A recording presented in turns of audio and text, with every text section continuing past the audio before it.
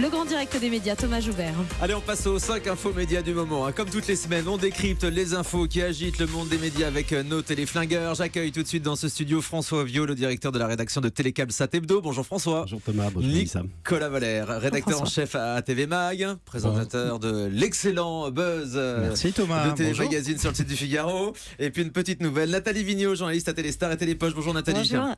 On va commencer évidemment par ce qui s'est passé hier soir sur D8 entre l'équipe de Touche pas mon poste et Nouvelle Star. La claque de Joey Star à Gilles Verdez qui fait énormément réagir à la fois sur les réseaux sociaux. Vous avez entendu aussi nos auditeurs qui ont été choqués. François Viau, tiens, vous qui faites partie de l'équipe de TPMP, qu'est-ce que vous en avez pensé de cette séquence? Écoutez, j'y suis depuis le début à Touche pas à mon poste. Même sur France 4 oui, même sur France 4. Et je n'ai jamais vu ça. On a fait des combats de boxe, y compris avec Gilles Verdez. On s'est fighté, mais c'était pour rire. Là, c'est un acte qui est gravissime, je trouve. Et je suis tout à fait d'accord avec Franck Capieto, qui est le patron de D8, pour dire que voilà, il doit s'excuser. Et moi, je pense qu'il va y avoir, un arrangement. Mais c'est ça, comment tout ça va se terminer, Nicolas Valère? Comment tout ça va se terminer? Alors déjà, ça va se terminer par une émission, à mon avis, record ce soir de TPMP, avec Cyril Hanouna à la vous pensez présentation. qu'il va prendre l'antenne? Ah oui, je vous parie un bon déjeuner, Thomas, avec grand plaisir. Je parie que Cyril Hanouna Donc tout ça, c'est du buzz. sera à l'antenne. C'est du buzz provoqué, les réactions, etc. C'était pas prévu parce qu'on peut jamais prévoir ce que va faire Joey Star, même si on essaie de le faire à l'avance. De toute façon, ça ne se passera pas comme prévu. Mais en tout cas, oui, moi je dis bravo. La télé, c'est que de la télé. Pour le coup, c'est un super buzz. Bravo, il y a eu violence quand même, Nicolas. Bien sûr, évidemment. Mais ce que je veux dire, pour le retentissement médiatique, c'est absolument extraordinaire ce qui s'est passé. Ouais, et d'ailleurs, Nouvelle Star a bénéficié un petit peu de cet effet. Ils étaient à 2 millions au début. Il y a eu 200 000 téléspectateurs en plus hier soir sur le programme de Nouvelle Star. 2 Nathalie millions Vigneault. au départ. Bonjour, évidemment, Joey Star doit s'excuser, c'est inadmissible, etc. Mais moi, je trouve que c'est quand même un peu une conséquence. Je suis étonnée que personne ne le dise. C'est des blagues potaches qui tournent mal. Ça ressemble un petit peu aux gamins qui vont toquer 100 fois à la porte du ronchon du village et qui se prennent un coup de pied aux fesses. Voilà, il faut quand même... Donc ça veut dire quoi? Qu'il faudrait que ça cesse? Non, il faudrait qu'il fasse attention aussi. Il lui a caressé la tête à 5 minutes du direct. Donc ça a été trop loin. Non, mais il est allé... moi je pense... François Viau.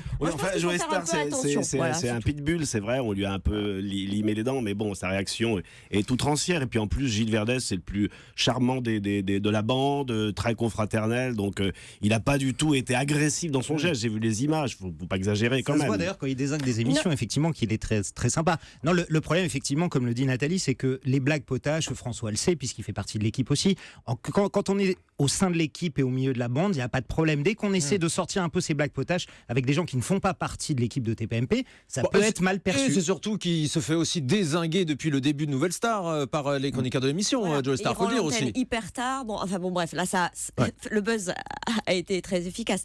Mais bon, il y a quand même un contentieux. Il y a un vrai contentieux entre Cyril Hanouna et Nouvelle Star qu'il a annulé quand même. On va pas faire la matinée là-dessus parce qu'il y a quand même d'autres informations à développer. L'autre actualité d'ailleurs, c'est la motion de défiance contre Michel Field, largement votée hier par les journalistes de France Télé. D'ailleurs, Michel Field, dont vous l'annoncez en exclusivité, est reçu ce matin par Delphine Ernotte. Comment peut-il continuer à être le patron de l'info avec une rédaction complètement ado, Nicolas Valère? Il peut très bien continuer. J'en veux pour preuve 2 exemples. Thierry Tuillier, patron de l'info il y a 2 ans, qui avait une motion en 2012, qui avait une motion de défiance et qui avait continué. Et encore plus récemment, Thomas, sur une radio concurrente, Radio France en l'occurrence, au moment de la grande grève, Mathieu Gallet avait eu également une motion de défiance contre lui. Aujourd'hui, il est toujours PDG de Radio France. Oui, mais peut-être affaibli. Donc, il peut continuer. Alors affaibli, ça c'est une chose. C'est simplement la décision est entre les mains de Delphine Ernotte. Si elle veut se débarrasser de Michel Field, évidemment pour elle, ce sera un énorme désaveu parce que il vient d'arriver. Parce que ça veut dire casting raté et ça pour elle ce sera compliqué. Ou alors elle le maintient dans ses fonctions et puis elle espère que tout va s'aplanir. Nicolas, la motion de défiance contre Thierry Tuillier, c'était contre son projet éditorial. Là, c'est une motion de défense contre la personne de Michel Field qui a en 4 mois cristallise vraiment les tensions. Il a cumulé les maladresses et puis surtout il a rallumé l'incendie sur le dossier qu'avait d'une certaine façon apaisé la direction précédente, la fusion des rédactions France 2, France 3. Et en plus s'ajoute le projet de chaîne d'info, Nathalie Vigneault. Oui, non, mais de toute façon, juste je reviens un petit peu en arrière, ça m'étonnerait qu'elle se désavoue. Ça serait une façon de se désavouer elle-même, effectivement, que ce soit le chantier de la nouvelle chaîne publique, des fusions des rédactions, ce sont des dossiers qu'il faut régler. Alors après, peut-être qu'il faut donner un petit coach en management à Michel Field. Manager. Donc, pour vous, Michel Field reste en place quoi qu'il arrive.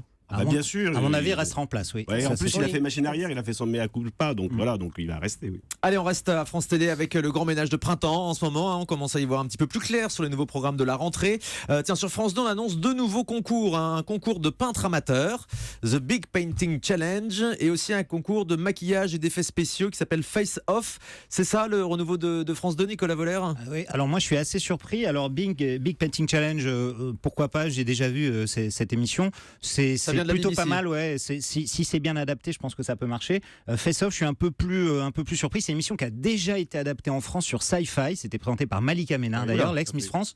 Et c'était sur Sci-Fi en prime time. Donc oui, effectivement, c'est sympa, c'est marrant à voir. Mais honnêtement, un prime time sur France 2, je suis assez sceptique sur ce. François Vio de concept. Télécapsat. Moi, je trouve que c'est pas un grand ménage, hein, c'est juste un petit déboussiérage. Et puis, le service public, France Télévisions, n'a pas le savoir-faire pour les concours. Je vous rappelle qu'ils se sont plantés dans les grandes largeurs avec Virginie Guillaume et un air de famille. Donc voilà. Par exemple, il y a eu Sing-Off aussi qui a pas Oui, beaucoup voilà, marché. je sens l'affaire un peu cheap. Quoi. Ouais. pense Nathalie aussi, Vigneault Oui, aussi. non, je pense aussi. Bon, après, faut voir. De toute façon, on le voit d'ailleurs avec Nouvelle Star, des concepts qui ont peut-être vachement cartonné, des télécrochets, etc., et qui finalement sont en fin de course. Est-ce qu'on a encore envie de voir des concours à la télé? Ça, oui, voilà, honnêtement, c'est tout. Je là pense que c'est au bout d'un maintenant, moment. on en est au meilleur peintre amateur. Voilà. Il y a encore quoi, le meilleur pêcheur. Qu'est-ce qu'ils vont faire après? Tout est possible, on peut tout faire. mais Alors en tout cas- Laurent Delahousse, nouvel homme fort de France 2. Alors on l'annonçait le dimanche après-midi, finalement ce sera des primes le dimanche soir, Nicolas Voller. Les primes le dimanche soir, voilà, avec une programmation qui va être un peu différente des programmations habituelles. En général, c'était plutôt un film. Oui, Laurent Delahousse est clairement le grand gagnant de ce chamboulement de la grille de France 2. Il y en a 4. Il y a lui, il y a Élise Lucet, Laurent Ruquier et Frédéric Lopez. Pour moi, les 4 grands gagnants de ce remaniement de grille, ce sont ces 4-là. Et oui, il va devenir vraiment Ouais, c'est ça le nouveau vrai homme visage fort du dimanche. de France 2, c'est ça? C'est les noms qu'on a cités, Frédéric Lopez, Laurent ces Ruquier. quatre-là, oui. Non, c'est pas Laurent vraiment Delahousse. nouveau visage, mais Laurent Delahousse, il est dans les starting blocks depuis très longtemps. Et là, d'avoir 10 docus événementiels, plus un grand rendez-vous politique le dimanche à 20h, c'est quand même, voilà, il a enfin la place qu'il mérite. Et en même temps, tout ce qu'il fait ne cartonne pas forcément. Sa série documentaire Les Français s'est plantée dimanche dernier en deuxième partie de soirée. C'est pas un gage de garantie, une garantie de succès et de réussite, Oui. Laurent Delahousse, Nathalie Vigneault? Oui et non. En même temps, moi, je pense qu'on va lui demander de faire ce qu'il sait faire, c'est-à-dire des soirées, voilà, ce genre de documentaire bien foutu comme Un jour un destin. Il y a peu de chances que ça se plante. Bon, après, il a le droit en de plus- faire des tentatives qui effectivement ne En marchent plus, pas. c'est très réussi, Mais, les Français. Et puis ça va voilà. marcher en audience. Bon, Un jour une c'est histoire pas- avec Jacques Brel, ça s'est très bien tenu. Alors le ménage se fait aussi à France 3. Il y a Thalassa qui va perdre sa case historique du vendredi soir en hebdo pour devenir événementiel.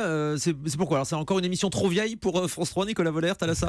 Thalassa, c'est une émission qui s'essouffle depuis des années. C'est vraiment un serpent de mer. Et je veux pas faire de mauvais jeu de mots avec Oui. Thalassa, mais c'est vrai que ça fait des années que ça s'essouffle. L'émission a 40 ans, je crois, ou pas loin de 40 ans. C'est ça. Bon, voilà, une émission au lieu de 3, oui, pourquoi pas. Et je pense qu'il est temps éventuellement Ça de va pas vous tenter, manquer de à vous, tenter des François nouvelles Vio, choses. Thalassa? Un peu, parce que moi Je vous trouve imagine que- bien le vendredi Mais en soir, fait, regardez c'est- Georges Pernaut. Non, mais en même temps, Georges Pernaut, ça va être événementiel. Ça va être, voilà, il a à chaque fois rebondi. Moi, je pense que c'est une grande marque de France 3 qui vont conserver. Je trouve raison de la garder. Alors. Oui, et je trouve que c'est assez intelligent ce qu'ils font. Bon, ils veulent rajeunir l'audience, mais en fait, c'est vrai qu'il y a eu l'énorme buzz avec l'éviction de Julien Lepers. Mais regardez bien sur la grille, en fait, ils maintiennent toutes leurs animateurs et leurs grandes marques. Et ça changera pas beaucoup, parce que Le Monde de Jamie, par exemple, remplacera Thalassa de temps en temps. C'est à peu près dans le même style d'émission. Ouais, allez, on termine avec le remue-ménage là à Canal+ maintenant, avec les rumeurs les plus folles en ce moment qui courent sur les émissions en clair, notamment sur le Petit Journal. La nouvelle direction de Canal a demandé aux producteurs visiblement de réduire les coûts, c'est ce que disait le Canard enchaîné la semaine dernière. Le Petit Journal est vraiment menacé selon vous, Nathalie Vigneault, Télépoche Téléstar? Alors écoutez, on connaît les méthodes du patron de Canal, Vincent Bolloré. Il a demandé des choses. Je pense qu'il va falloir qu'elles soient entendues, enfin, vu comment il a fait précédemment l'année dernière. Bon, il semble même vouloir mettre la tranche entre midi et 2 encryptée. Oui, fermer le clair le midi. Pourquoi il ne le ferait pas non plus pour le Petit Journal? Moi, je ne suis pas sûre qu'il le fasse. Mais C'est une des après, meilleures on peut audiences se aujourd'hui du clair de voilà. Canal. Hein. C'est beaucoup en baisse quand même. Hein. Oui, 1 million de téléspectateurs hier soir. Deux fois plus d'audience et 2 fois moins cher, surtout, hein, même si Vincent Bolloré a demandé qu'ils réduisent un peu le budget. Non, moi je crois que tous les scénarios sont sur la table. Ouais, là, on et je soupçonne Vincent Bolloré de vouloir la renverser justement cette table, parce que il veut renforcer l'offre premium, donner de la valeur au crypté. Et moi, je serais pas étonné qu'il y ait certaines émissions, Faire par en sorte exemple, de recruter des qui abonnés. migrent sur des 8. En fait, émissions du Clair La qui migrent sur vitrine des en 8. clair de Canal, ce sera des 8 peut-être. Donc c'est-à-dire que Denise Non, mais en quotidienne comme au Festival de Cannes. Non, mais en fait, je pense que Vincent Bolloré est prêt à renoncer à la fois aux recettes publicitaires, c'est quand même énorme, hein, c'était 150 millions d'euros l'année dernière, et à la fois des audiences dont apparemment il se fiche. Pour lui, l'important, ce sont les abonnements. C'est une chaîne payante, ça doit avoir un contenu premium, donc oui, Donc, il serait pas... ça vous étonnerait pas que le petit journal plie bagage sur Canal Non, pas à la forcément rentrée qu'ils disparaissent, mais qui passent en crypté, comme le sont les Guignols. Ouais. Ça, c'est une Et possibilité. changer de ouais. chaîne, Yann Barthès, il intéresse d'autres chaînes? Laurent Bon, qui est le producteur, a un projet avec France 2, France 2, là, ouais. Là, pour stupéfiant. une émission culturelle. Ce ouais, serait d'ailleurs effectivement. une annonce stupéfiante. Allez, puis une dernière minute à l'instant, ça vient de tomber, c'est le journal Le Monde qui annonce que Delphine Ernotte a confirmé Michel Field dans ses fonctions Quelle à son surprise. poste. Donc, vous voyez, hein, c'est ce qu'on vous avait dit. Oh là là, Il n'allait quelle pas bouger. surprise. En revanche, elle lance une mission interne au sein des rédactions pour la poursuite du travail en toute sérénité avec les rédactions donc, qui sont très opposées en ce moment à Michel Field. Merci à tous les trois.